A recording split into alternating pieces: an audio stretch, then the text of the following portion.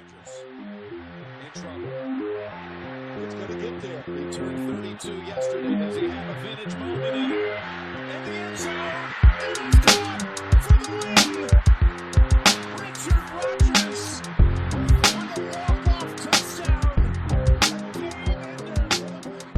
Let's go. Welcome back to another episode of the MVP Fantasy Football and Sports Podcast. My name is Tyler Johnson, and with me, as always, the 11 league man, Ryan Elke. Ryan, I know we talk about how many leagues you're in every year. I am actually currently drafting in a league as we speak, having the second overall pick, so I'm going to have to pick right now. Ryan, tell me a little bit about your favorite league that you're in, the one that kind of draws the most attention for you. My favorite league is actually this 14-man. I'm in a couple 14-man leagues. It's actually pretty fun. You still end up with decent teams. But what I found out is you want a late pick in the 14-man league. You get the top talent. And then on the 3-4 turn, there's also some good players there. And that's just what I found out for me. I'm in 3 14-man leagues. Actually, 4 14-man leagues. And that's where I found where you get the best team at. So if you are in a 14-man league, you kind of want end of the draft. And I think, too, when it comes to like a 10-man league, I like actually that middle 6, 7, 8 round because I feel like you can get that good wide receiver, and then there's always a good wide receiver that drops to you. But I do miss the 14, 16-man. It's almost like a dynasty. It's just nice to be in those bigger leagues, test your skill a little bit. You know what, Tyler? You're right. Right when you mentioned that 16-man, I kind of do miss that from last year. It was really fun. I should have renewed it, but I kind of just – I only wanted to do 6 to 8 leagues this year, and I got suckered into 11. When people ask me if I want to be in a league, I just say yes. I can't say no.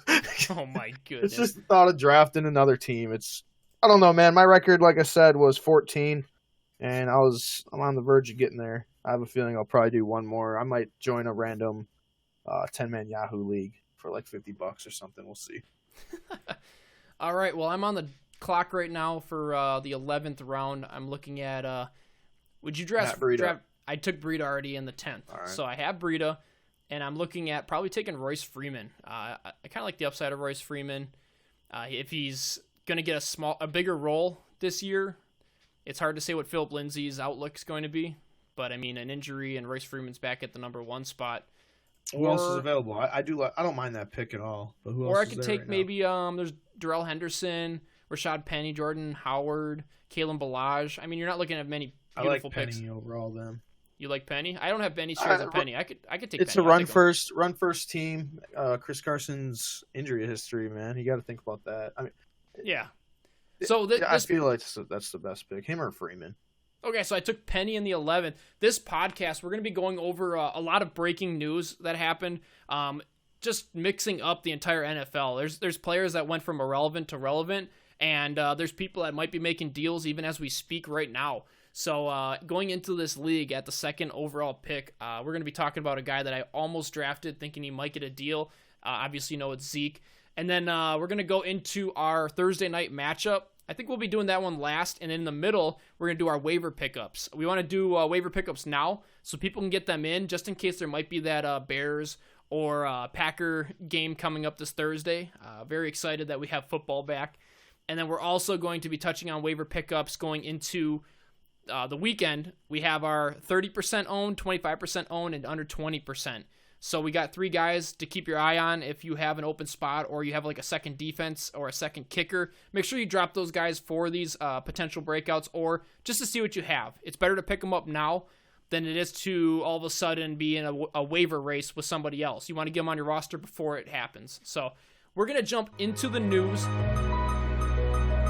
So you got any advice for me? Generally.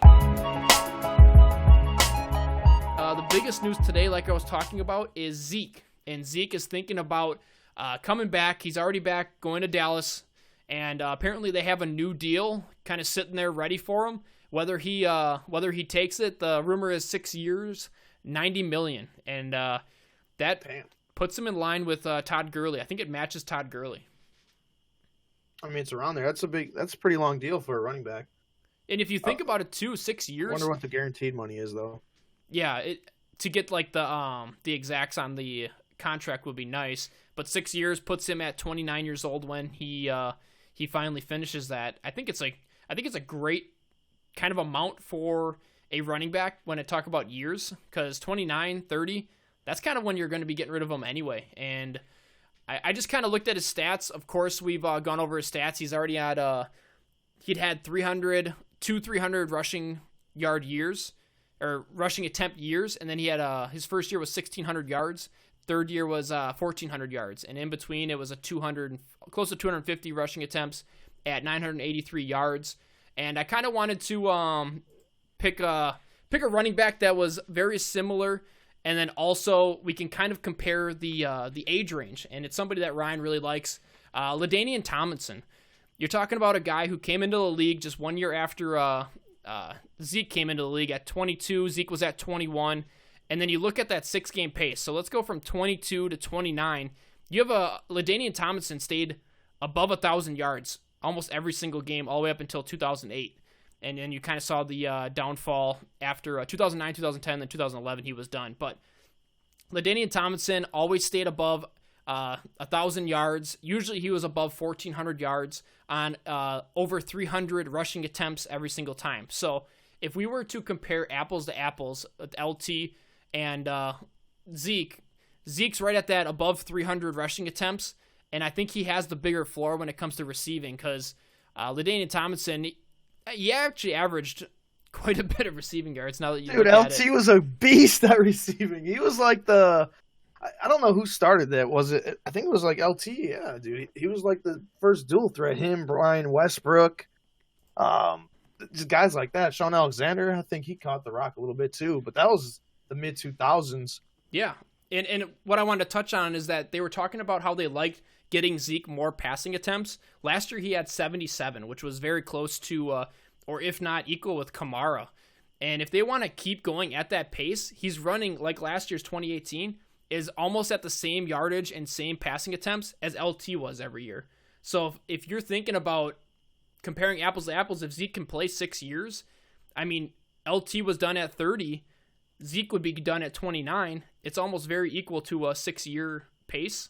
I feel with that contract, like it's a good contract for both because he wants to be a Cowboy for life. So if he wants to play like 2 more years after that, he could take a couple cheap 1-year deals and kind of repay the Cowboys for giving him all this money through his glory days. You know what I mean? He wants to be a Cowboy for life, so I feel the deal is on point for both. They should come to an agreement fairly soon, unless he's being really greedy and wants to be the highest paid running back by far, which I feel at this point is just kind of lame for him and the team in general. They need to get something done. Yeah, and it's just kind of cool to look at Zeke as a possible LT, because LT was just phenomenal in his day, and I would love to see 6 years LT's of... better. I don't even want to hear it. I want to see 6 years of just a dominant Zeke. And if if it costs this type of contract, I'm okay with it, because he's not on my team, so he's not burning up my cash. I don't know where they can get all the money. They just re-signed their left tackle. They re-signed Jalen Smith. Yeah. They got to re-sign Prescott. Vander Esch is going to come up soon. He's going to get a massive deal. I think they got their whole O-line locked down, so that helps. But Cooper's going to be the odd man out. I can almost guarantee it. He doesn't get a deal, in my opinion. And I can see it too. He would be left out. He's already coming into the season with a little bit banged up. He needs to produce a huge season to get that contract. And I feel, he has to produce like a legit wide receiver 1 to get a deal, or else I think they let him walk just because of salary cap. Yeah, I would totally agree with that. And so that's kind of where Zeke's at. It possibly could be breaking news tonight if we hear from him. If not, I think in the near future we're going to hear. So jumping on to our next news, obviously it's another holdout. Melvin Gordon, he is definitely not playing week 1. They're not in talks. Him and the Chargers are not in talks right now. And I can see it almost going a whole year if he does make it to that 10 weeks. And then he holds out past then is when he doesn't accrue that season. So he needs to play week 10, or if he comes back sooner. And we do have news also that there has been one team that has reached out to the Chargers for a possible trade for Melvin Gordon. I have no idea who it is. Any ideas? And also, what do you think? My guess would be Tampa Bay, but then the only downside to that is they're not like super competitive right now. They have no defense, so I don't know if it's too smart for them to bring in Melvin Gordon and maybe they can try to go for an offensive juggernaut. I don't know. I just feel like that's the team that can use a running back. But then again, what are they going to give up for him? A second-round pick, and then you have to sign him to a massive deal, and then you don't have a defense still? I don't know. Yeah, you want to know what? It is difficult to think about because then what do you think? Eckler, his fantasy outlook looks very good right now. I like him as someone that you probably got very late in your drafts. If you're drafting now, he's going in like the 6th round, possibly the 5th round. And if he's going to be high. I'm on the other side with him, dude. I feel like he showed last year that he thrived as like the guy behind Gordon, but as soon as he got the main role, when Gordon got hurt, I don't think he did that well. Justin Jackson's just another guy as well. I don't think either of them are that special. That's why I feel like if they thought Melvin Gordon was going to hold out, they should have offered up and gave LaShawn McCoy even more money than what they offered. That would have been the perfect team for him to go to. And I'm kind of salty that he went to the Chiefs just because I have Darwin Thompson on basically every one of my teams. Yeah, and everyone's been hyping up Darwin, and I think he still has a chance. He still has a chance because Shady does get hurt and whatnot, but it makes it a lot more mucky for him. Well, let's talk about them. So we're going to switch over to the Chiefs then. We have Damian Williams and LaShawn McCoy now, both kind of half and half. I get the feeling that McCoy might get almost a 55-45 split. I could see McCoy being above Damian Williams, but they have called Damian Williams their starter. And, I mean, he has said praise about Damian Williams, and whenever there's praise said about a running back that he is looking good, they're going to play him. It could be vice versa. It's kind of an interesting thing. I'm glad that I don't have many shares of either. And if you're a McCoy owner, of course you're happy because it's possible that now you have a great running back when before people were taking him way too early, like we were talking about last week, that we were kind of confused why McCoy was going so high. So, I don't know. To me, I think that Darwin Thompson, in my redraft league, I already dropped him. In my dynasty league, I'm going to hold him. See, I agree with you. Hold him in Dynasty, but even then, he's really scary just because I feel like they could draft his replacement next year pretty easy because he was only a 6th-round pick. McCoy, he's going up for me. I don't know where I would draft him right now, honestly, but he is going to look good in the red with number 25. I just think he's going to have a huge year unless he gets hurt. Perfect offense. Going back with Andy Reid. Andy Reid obviously loves him. They gave him more. He's making more money right now than Williams. And it's a 1-year, $4 million deal, $3 million guaranteed. He's going to be used. And this is probably his final decent year. His upside is definitely like a mid RB1. That's his upside. I don't think he'll be elite.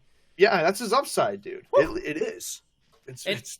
I would not be surprised. I mean, what's your opinion? Where do you think? What's his upside? Let me tell you, I'm in the 14th round right now, and LaShawn McCoy is still up on the board. And I think people are just not understanding the news or not paying attention. But I have him blocked up right now. I'm about to take him at the 14th You're in a round. league with a bunch of misfits, that's why. Exactly. It's a work league. It's a work league. So take advantage, baby. There you go. I'm not drafting a defense. I'm not drafting a kicker. I'm just going to take upside, and then I'll make my drops later. So I just got him. I'm going to draft Justin Jackson next. And that'll be it for my draft. Let's move on then. So we have McCoy. How did Shady fall to the 14th? What? I mean, and this is ADP too. He was.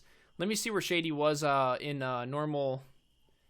I can't see it right now, but 14th round, and he was already down the list, almost a full list page. He was down by like TJ Yeldon. So people are That's not wild. looking at I know him. Yahoo's ADP has like Alexander Madison basically off the list. So he's a sneaky steal for like the last couple rounds if people aren't paying attention. Well, let me tell you, who would you rather have? Madison, Balaj, Damian Harris, or Justice Hill? Those four.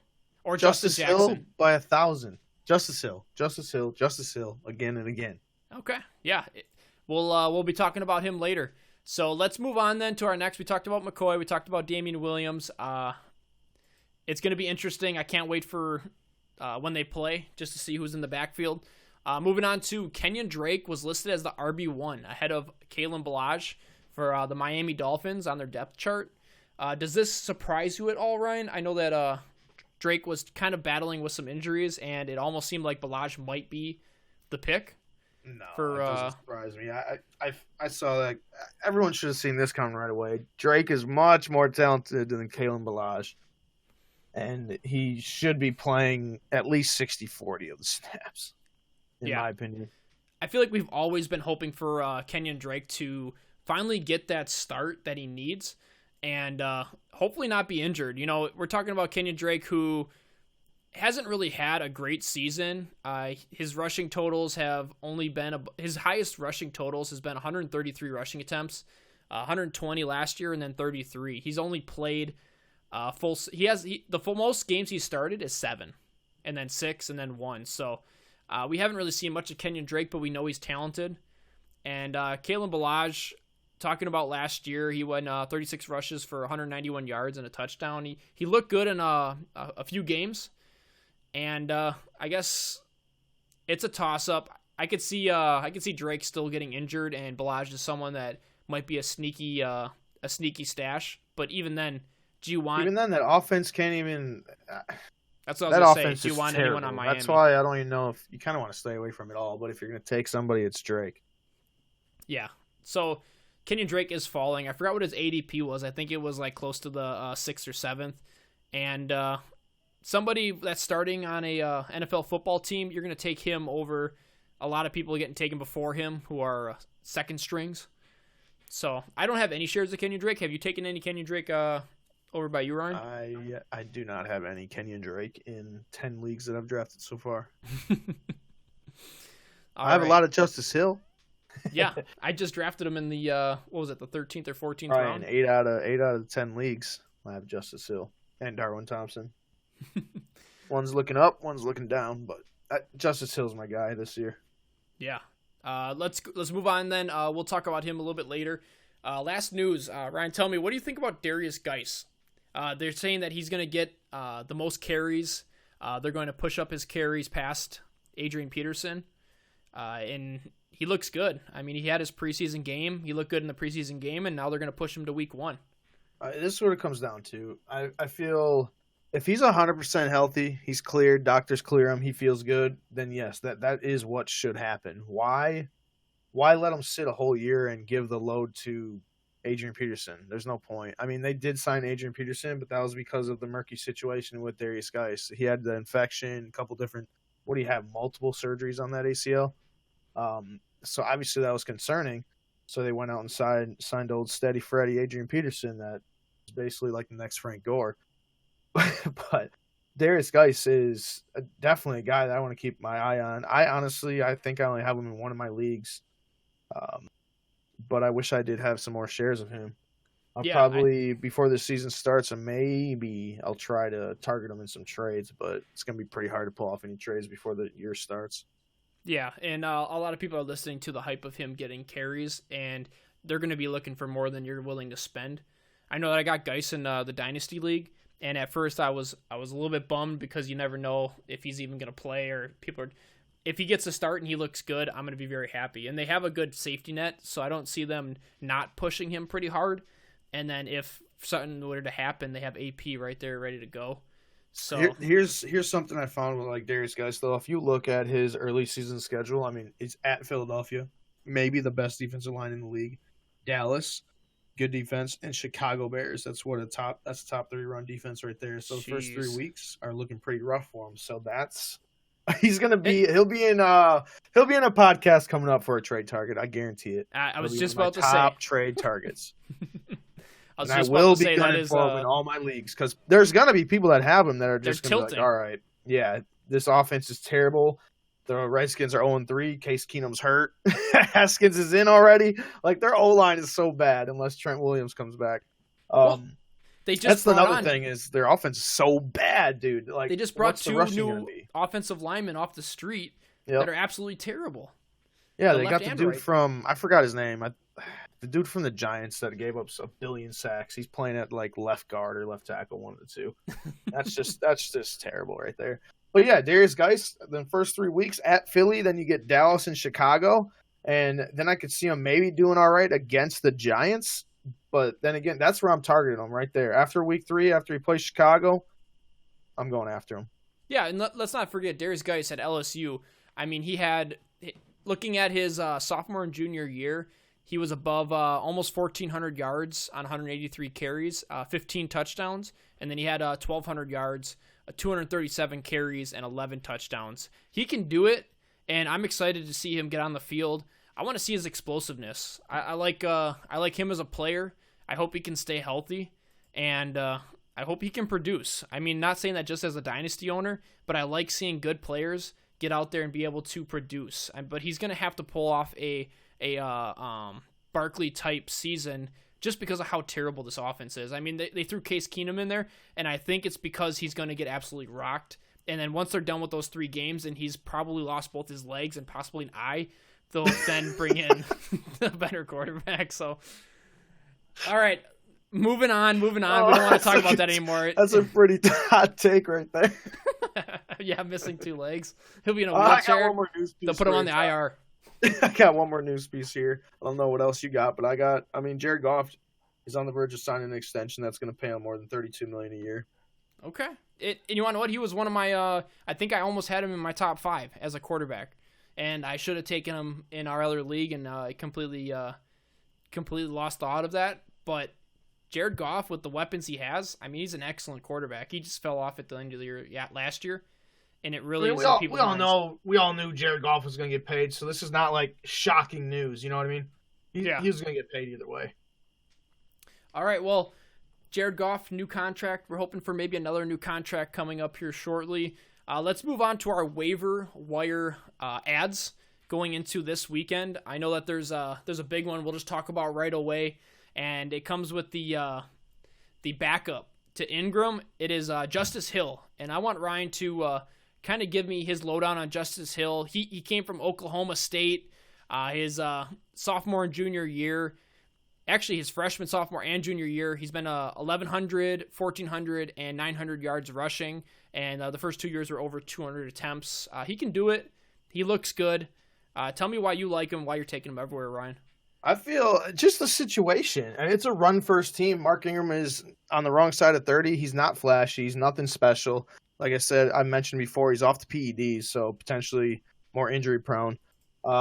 He proved in college that he can do it all. And in this offense, if he gets a chance, I think he's going to be a huge upside pick for all your drafts. Especially you're getting this guy in double-digit rounds. He's basically free. He could potentially be he's a league winner. Yeah, and you want to know what, too? With Lamar Jackson, his running type, Justice Hill just fits so well in that. Exactly, man. And, I mean, you just think of Gus Edwards, how he became a fantasy running back later in the season because of Lamar Jackson. I feel like the way that they ran the ball with Gus Edwards is a lot different from how they're going to run it with Mark Ingram. But then again, you kind of have to remember that Mark Ingram with Drew Brees still looked good. He was more of a bruiser, but he can also catch the ball.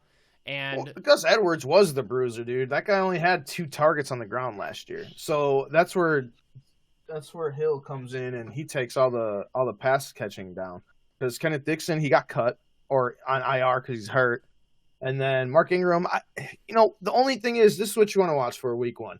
How are they going to use Mark Ingram? He's probably going to get the first and second down work, maybe mix it up with Gus Edwards.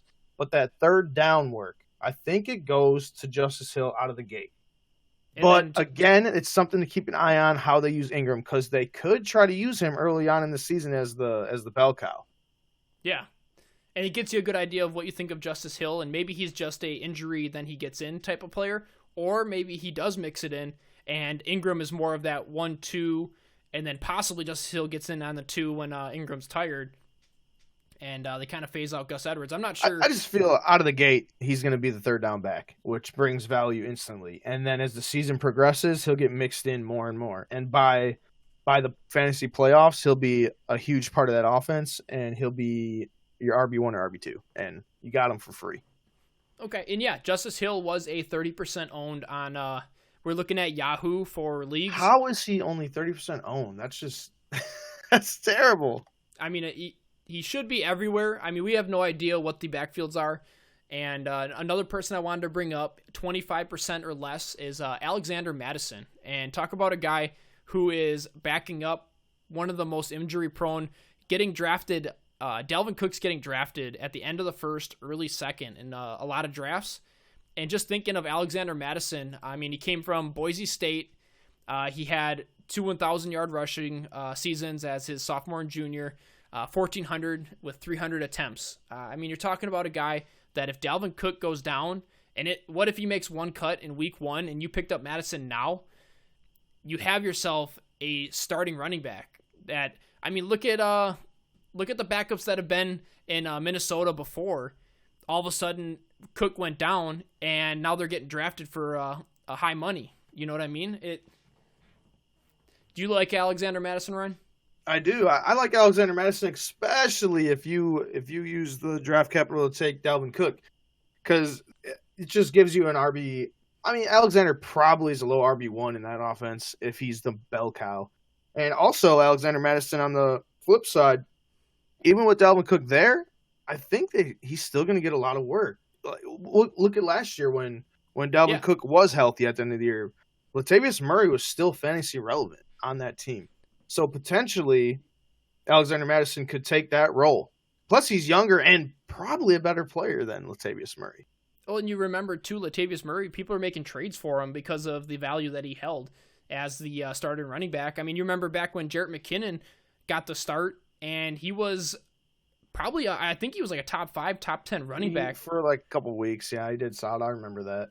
But that's the only thing Jarrett McKinnon has ever done in his career, so it's kind of irrelevant.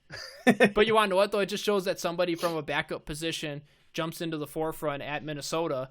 I mean, they could look like a star. So that's for sure. It's nice to have we're him. not here to dog Dalvin Cook. I would love to own him. I just haven't had the luxury of doing so because I've been picking mid to late in all my drafts, and he's more of a second-round talent for me. But it is not impossible for Dalvin Cook. If that guy stays healthy all year, which he hasn't proven yet, but if he does, he definitely could be a top 5 running back.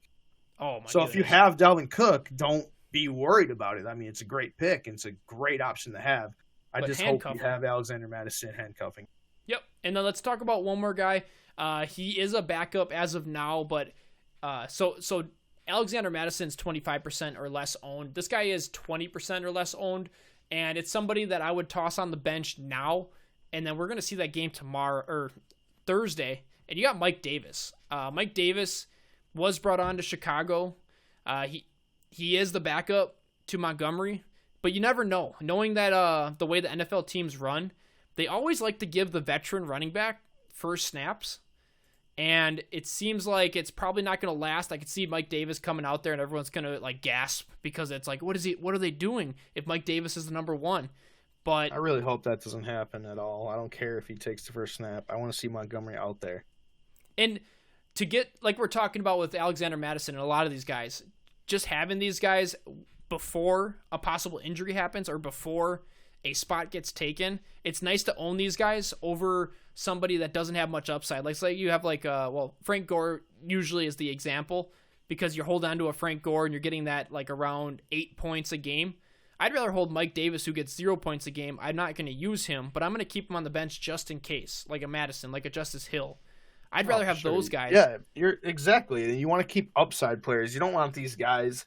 When you're drafting late, don't take the Frank Gores and people like that are they're capped at like what 12 a game. That's the max they're gonna get. They're around 6 to 12. That's not how you win. The later rounds, you go for them upside picks like the Darwin Thompsons, the Justice Hills, guys like that. And Mike Davis is not a terrible suggestion by Tyler. If Montgomery were to get hurt, Mike Davis is fantasy relevant every week. Yeah, he's set, and he might even be fantasy relevant right off the bat. I hope he's not because I have a lot of shares of Montgomery and I'm really high on him. But Mike Davis is a capable running back. This guy, look what he did last year in Seattle. I mean, what's crazy is I looked up his stats here. He had 42 targets in the air. I didn't see him as a pass catcher. 34 receptions, 214 yards, and a touchdown, along with 500-plus rushing yards last year with the 3-headed backfield. So he's definitely capable of producing fantasy points right away. I'm kind of hoping that he doesn't, and they just do the Montgomery as the early down guy with some passing down and then mix in Tariq Cohen. Yeah. But, I mean, deep down, I think Mike Davis, it is going to be like a three-headed system over there. Okay, so since we're talking about Mike Davis, let's transition into our last segment here. We're going to talk about Thursday night's game, and holy cow, we have a football game that's going to count towards your fantasy league. Finally. My goodness, we got Packers versus Bears. It can't get more iconic than this, especially for us Packers fans. Ryan's kind of a Packers fan. We're looking at the... Let's go over the odds. Ryan, do you have the odds in front of you? You want me to go? Yeah, Bears are favored by. Last time I checked, they're favored by 3 or 3.5. I think it was 3. It was 3. Yeah, I mean, I have nothing wrong with that. Honestly, the Bears are at home, so they should be favored. Plus, let me get into this a little bit. I obviously want the Packers to win, right? But if I were to bet right now, I would say they lose. For one, Aaron Rodgers doesn't take any meaningful snaps in how long? The Bears defense is dominant. We have a first-year head coach. The pressure is going to be just enormous. And then there's the crowd. The home crowd does play a factor in these games, especially the first game of the year. This crowd is going to be insane. I just hope the Packers can weather the storm. If they end up losing by 3, I feel like that's still a win for Green Bay because it proved that they can compete on the highest level. And I just want to see how their defense does, to be honest with you. Yeah, and the over-under is 46.5, so you're talking about 23.25. So you're talking about 23 points per team here. It's a pretty good score, but it is also a low score, and I think they're factoring in kind of Aaron Rodgers' last season and what they expect going into this season, along with that defense, that Bears defense at home. I'm not sure what the weather's supposed to be like, but you're talking about going to Chicago with that defense. It's going to be a hard game, especially for our Packers here. The people I'm looking out for, I know that Ryan mentioned them. I'm just going to mention the 2, and then I'll let Ryan mention his 2. I'm thinking Geronimo Allison and MVS are going to be huge, huge people to watch. Where they line up, where does Davante Adams line up? Kind of that wide receiver trio, where they're on the field, and who's getting the targets. I mean, we're big fans of Geronimo, and of course, Davante Adams is Ryan's number 1, my number 2. It's going to be fun to watch that wide receiver core. Anyone else you're watching or you want to touch on that, Ryan?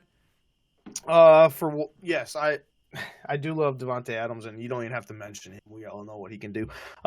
So for fantasy relevance, I want to see, we already obviously talked about Mike Davis here. I want to see how that works out with Montgomery and Davis. That's one thing to watch. The next thing I want to watch is the Green Bay backfield usage. Now, is Aaron Jones going to be the bell cow of this offense, or are they going to mix in? I know they like Dexter Williams, and Jamal Williams is still there. So that's something to keep an eye on. Jamal Williams is probably unowned in every league.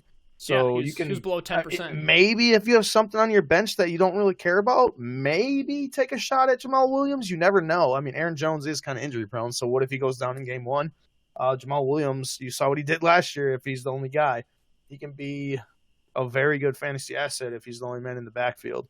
So that's something to think about. You always want to keep an eye on that kind of stuff. And then, like you have mentioned already, Geronimo Allison and MVS, who's going to be Aaron Rodgers' second guy? That's huge for fantasy purposes. Because if it's Allison, which I think it's going to be because he's playing out of the slot, that's going to be a massive – like, Allison's going late in drafts. And if you're taking this guy, like we mentioned on our last podcast, if you're getting him that late, he's going to be a flex player all year at worst for you. And then MVS, I feel, is going to be the deep threat type of guy.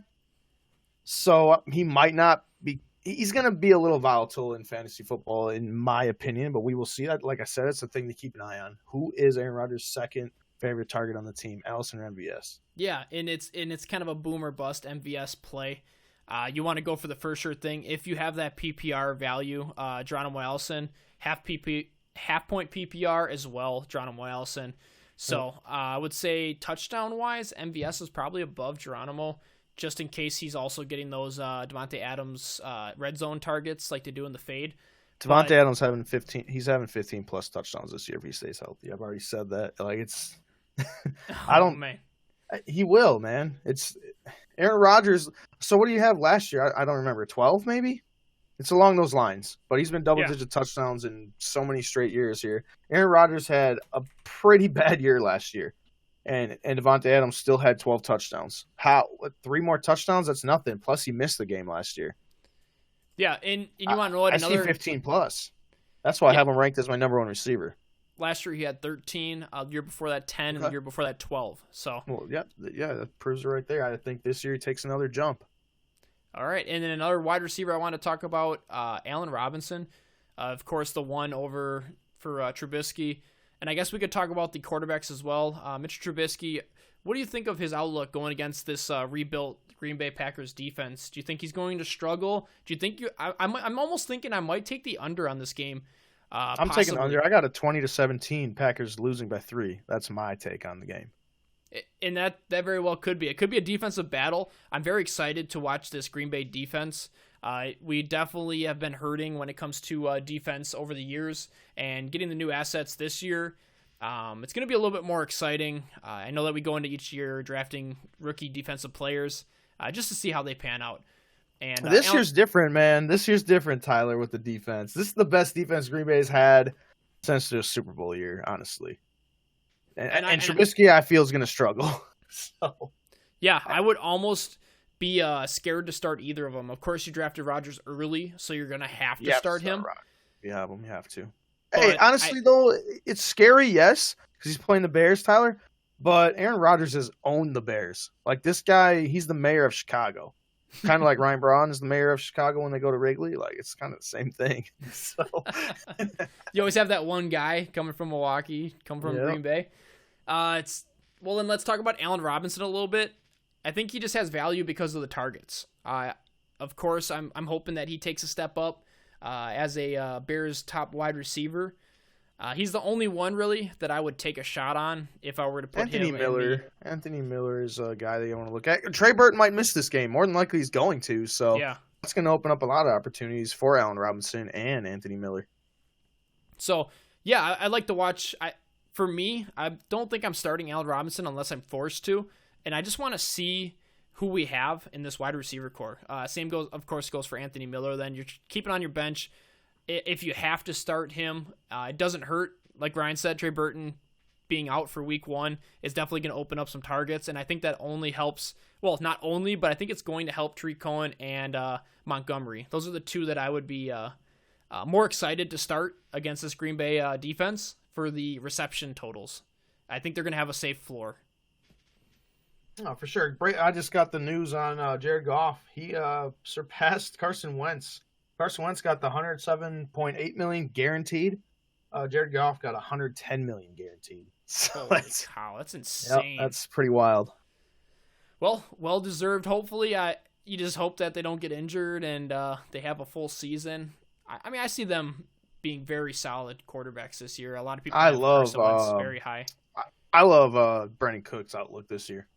I mean, this guy has been teetering on our wide receiver 1 for how many years, and he actually finishes wide receiver 1, but hasn't finished lower than, 12, 13, 14, around there. I just feel this is the year for him. And he's only 26, so he's going into his prime. Yeah, I just drafted him, and I got him in the 4th round. Brandon Cooks, he's usually going in the 3rd.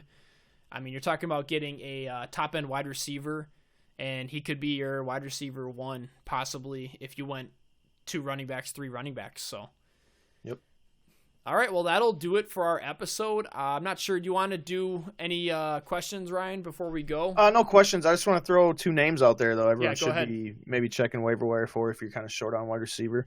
Albert Wilson of Miami. I'm starting to be pretty – I'm getting pretty high on him just because he's going to be playing the slot over there. And Fitzpatrick, pretty sure that guy – I mean, he's not going to throw for the 4,000 yards or whatever, but they got to throw to somebody. Devonta Parker and Albert Wilson are there. They traded Kenny Stills, so that's going to leave a lot of targets. Albert Wilson last year flashed pretty good until what'd he do? Dislocated his hip or something crazy. I know he got hurt, but he was pretty good for a little stretch.